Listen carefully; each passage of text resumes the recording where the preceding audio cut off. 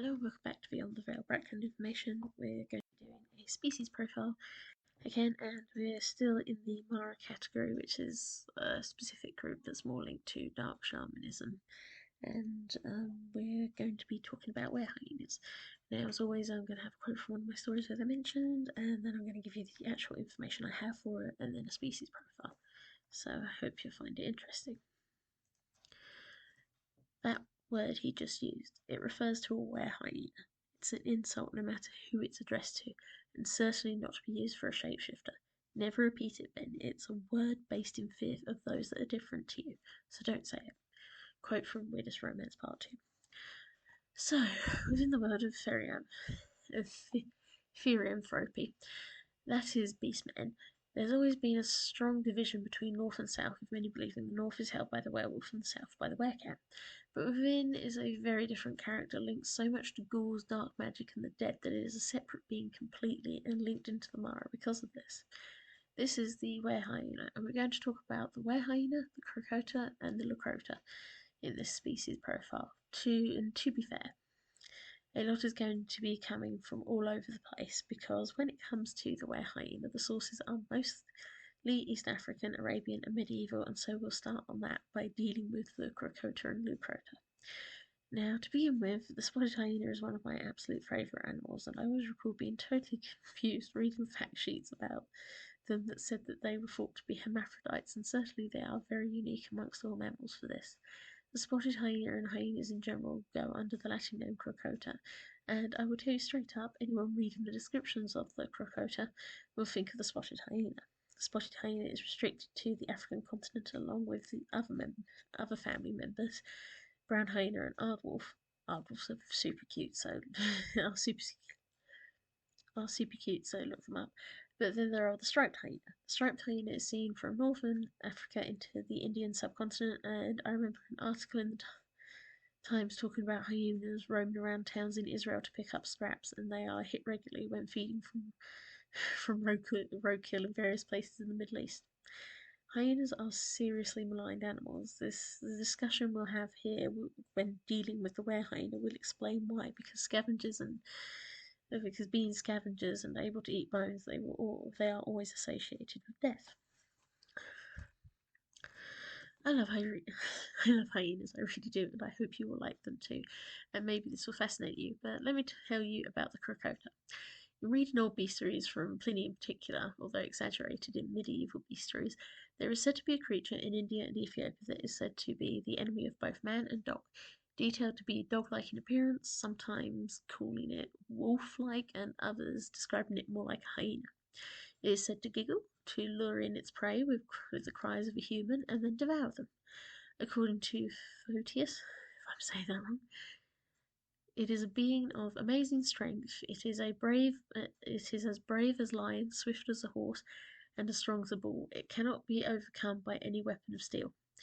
It's quite a decent description of a spotted hyena. Fearless, fast when they run, and incredibly strong. Because of this, the spotted hyena is called Crocota crocota. But the Crocota in these bestiaries is said to always mimic a human voice so well it can trick people out, and that's linked it to the tales of were-hyenas as well as some unsavoury beings we've talked about recently. As for the Lucrota, some stories state it is the child of a crocota and a lioness, and descriptions of it vary.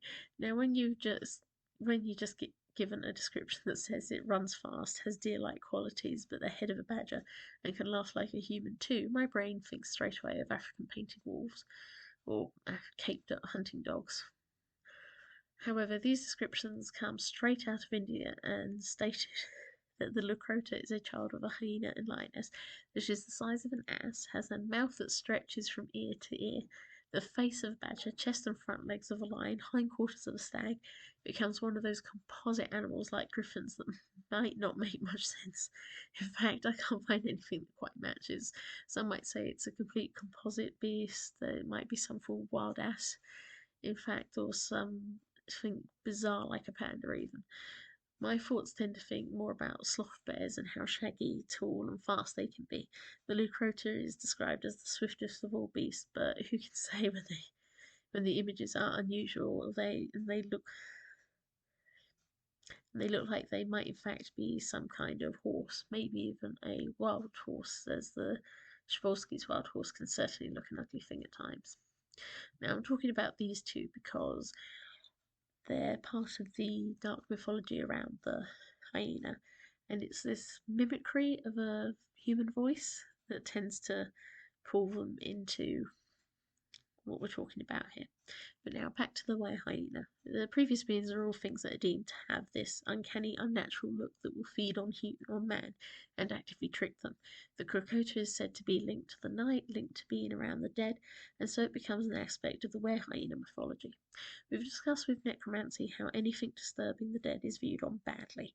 The hyena is known to have eaten from graves before, and though in some nicer parts they're deemed guardians that can eat bad spirits if shown respect, mostly they are thought of as ghouls, devourers of the dead, and unclean. In Muslim countries, they are deemed unclean because of this link to disturbing the dead, and in older thoughts, there is a link to taboo magic and dark dealings. Depending on who you hear it from, as with the werecats, the werehyena is deemed a hyena that can turn into a human, but some are witches that turn into hyenas to steal bones from the dead at night to work in their shamanistic practices. Some stories even speak of their shapeshifting ability as including their ability to change gender, making them even more unnatural. This being linked to the spotted hyena's unusual physiology in particular. The Greeks believed that if a werewolf body was not destroyed properly, it would turn into a hyena at night to devour the dead on the battlefield.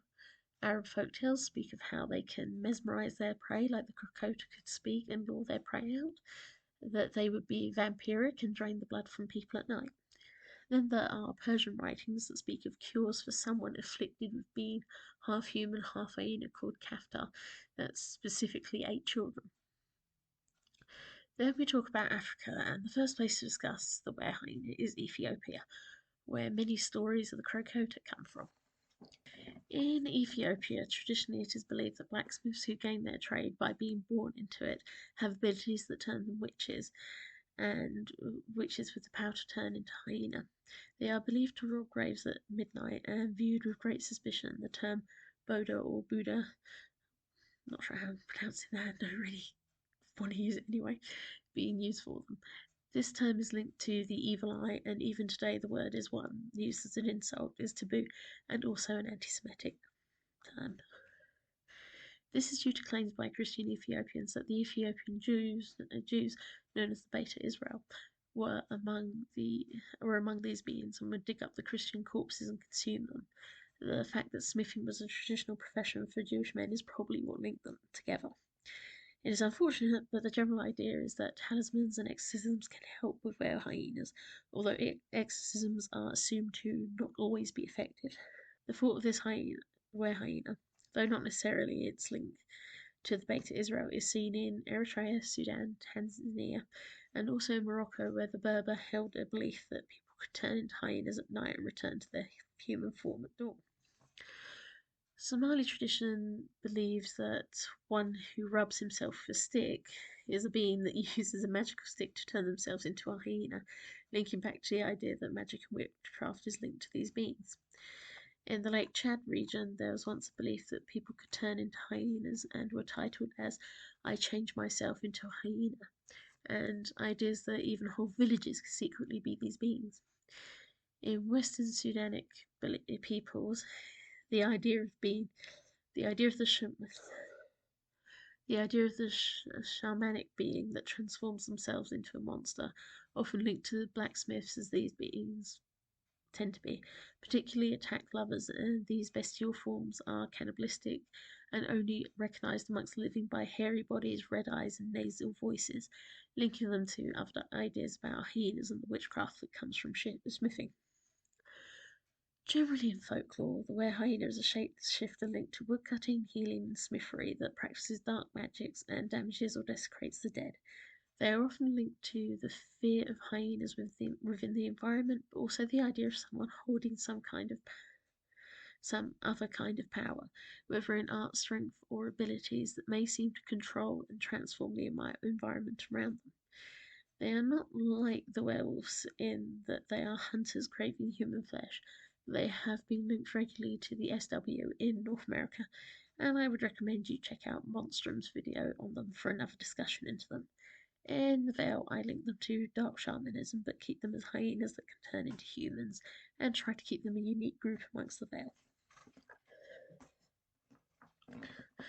Side Dark, created by demons infecting hyena, created for demons wanting to torture humans and make them fit in necromancy. Created when, after the creation of the Vale. Physical description: they are hyenas who have had demons within their heritage, and amongst every seventh generation, one is born that can imitate the voice of humans, and at dawn can take a human form. When they are in daylight, they can look like any human and walk and live amongst them, but between midnight and dawn, they return to their hyena form unless they choose to remain as a hyena and never use this ability. Abilities: to turn into a human. Some in this form learn to be healers, and others learn to be shamans. Most known for linked dark magic. Weaknesses: they are mortal. Number unclear. There is said to be only about 400, rounded to the nearest 100, but some areas hold suspicions and often try to count hyena shapeshifters as similar to them. Well-known beings: none particularly stand out because a lot of the stories are thought to be more superstition, and very few have ever really let themselves be recognised within the Vale. Characters in stories: currently I haven't chosen one, although my shapeshift hyena heiress gets accused of being one. And final comments: I want to work with them and introduce a character at some point that is one, but I'm not really sure.